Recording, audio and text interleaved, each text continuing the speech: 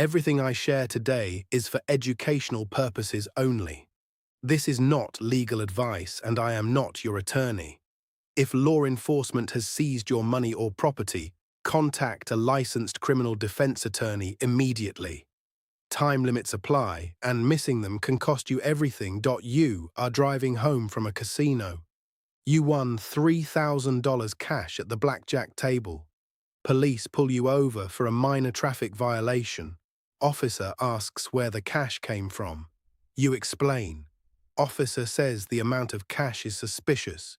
Within minutes, your $3,000 is gone. Seized by police on the spot. You are not arrested. You are not charged with any crime. You are handed a receipt and told you can contest the seizure in court. You drive home with no money and no charges against you. This is not a hypothetical. This happens in America every single day. And the legal doctrine that allows it, civil asset forfeiture, is one of the most controversial and least understood areas of American law. Today, I am going to explain exactly how police can take your money and property without ever charging you with a crime, what the law says about it, and what you can do to fight back. The issue. Most Americans operate under a fundamental assumption about their legal system. You are innocent until proven guilty. The government must charge you with a crime, prove that crime beyond a reasonable doubt, and only then can it punish you or take your property. Civil asset forfeiture turns that assumption completely upside down. Under civil asset forfeiture laws, law enforcement does not need to charge you with a crime to take your property. They do not need to convict you. In many cases, they do not even need to arrest you. They simply need to assert that your property is connected to criminal activity. And then, in many states, the burden shifts to you to prove in court that your property is innocent. Your property. Innocent. In a civil court. While you may face no criminal charges whatsoever. The legal question at the heart of this issue is whether civil asset forfeiture, as currently practiced in America, is constitutional, and what rights property owners have to fight back. The law. Civil asset forfeiture has roots going back centuries in maritime law, originally used to seize ships engaged in smuggling when the ship's owner could not be located or prosecuted. Congress expanded its use dramatically through the Comprehensive Crime Control Act of 1984, which allowed federal law enforcement agencies to keep a percentage of the assets they seized and deposited them into a fund used to purchase equipment and fund operations. That financial incentive, agencies keeping what they seize, is at the heart of the controversy. The Fourth Amendment protects against unreasonable seizures. The Fifth Amendment protects against deprivation of property without due process. The 14th Amendment extends those due process protections against state governments. Courts have struggled for decades to reconcile these constitutional protections with civil asset forfeiture laws. The Supreme Court addressed the issue in United States versus James Daniel Good Real Property in 1993, ruling that due process generally requires notice and a hearing before the government seizes real property. And in Timbs versus Indiana in 2019, the Supreme Court unanimously ruled that the Eighth Amendment's protection against excessive fines applies to the states.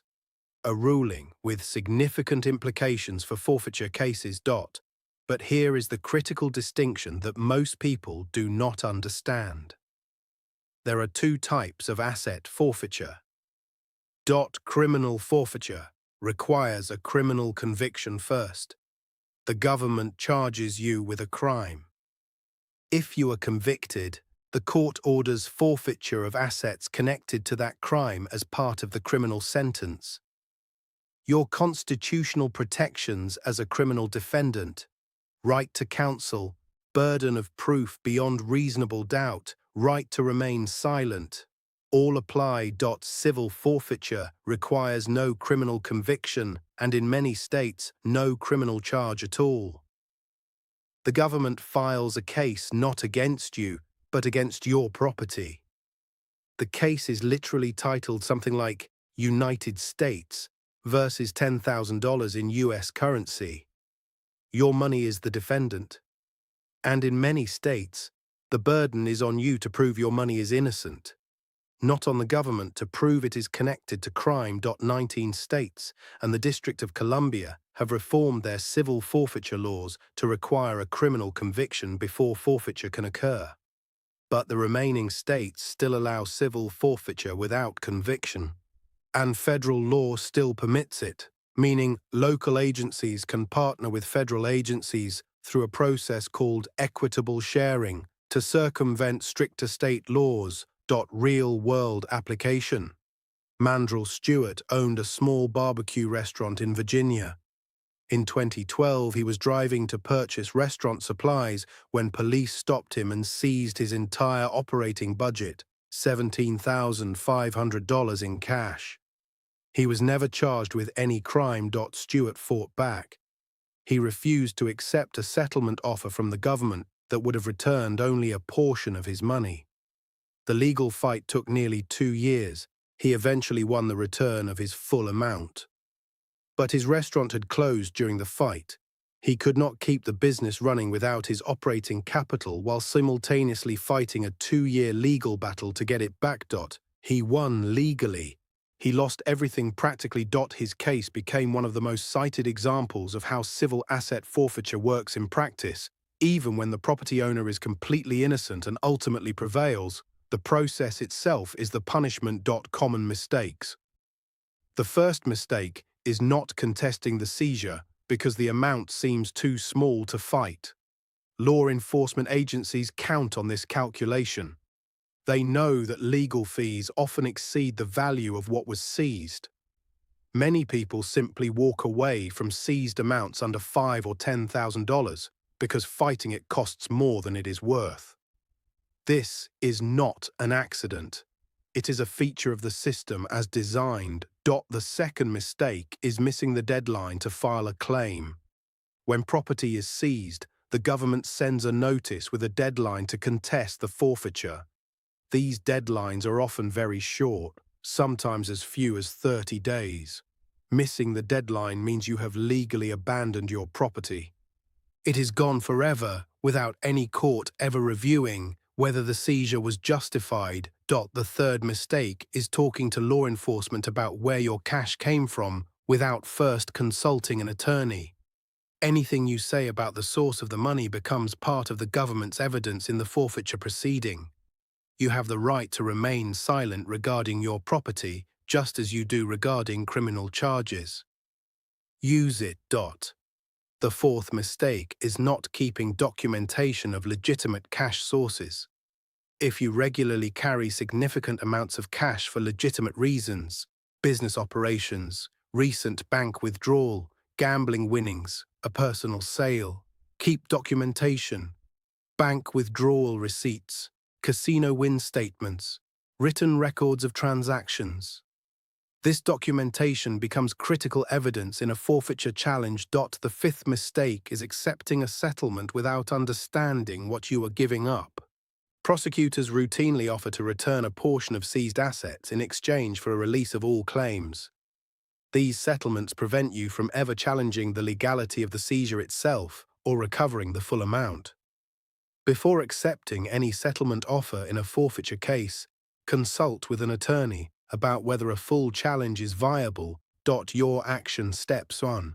If law enforcement seizes your cash or property, immediately request a receipt documenting exactly what was taken, by whom, and under what legal authority. Do not leave without that documentation. 2. Contact a criminal defense or civil rights attorney immediately. Forfeiture deadlines are short, and missing them permanently forfeits your right to challenge the seizure. Do not wait even a single day. 3. Do not make any statements to law enforcement about the source of your money or property without your attorney present. Invoke your right to remain silent. Everything you say about where the money came from becomes evidence against your property in the forfeiture proceeding. 4. Gather every piece of documentation that demonstrates the legitimate source of your money: bank records, withdrawal receipts, business records, casino statements, tax returns. Build the strongest possible paper trail showing your property has nothing to do with criminal activity. 5. Contact your state and federal elected representatives. Civil asset forfeiture reform is an active legislative issue. Many states have already reformed or eliminated civil forfeiture without conviction requirements. Organizations like the Institute for Justice litigate forfeiture cases nationwide and provide free legal resources. Know what advocacy resources exist in your state. In America, you are supposed to be innocent until proven guilty. Civil asset forfeiture inverts that principle entirely. Your property is guilty until you prove it innocent at your own expense on a short deadline, while law enforcement keeps what they took. The law is slowly changing. Court decisions, legislative reforms, and public pressure have improved protections in many states, but the fight is far from over. Know your rights before your property is taken. Because once it is gone, getting it back is a battle most people are not prepared to fight. Share this with someone who needs to understand how this system actually works. And for any real legal situation, always speak with a licensed criminal defense attorney immediately.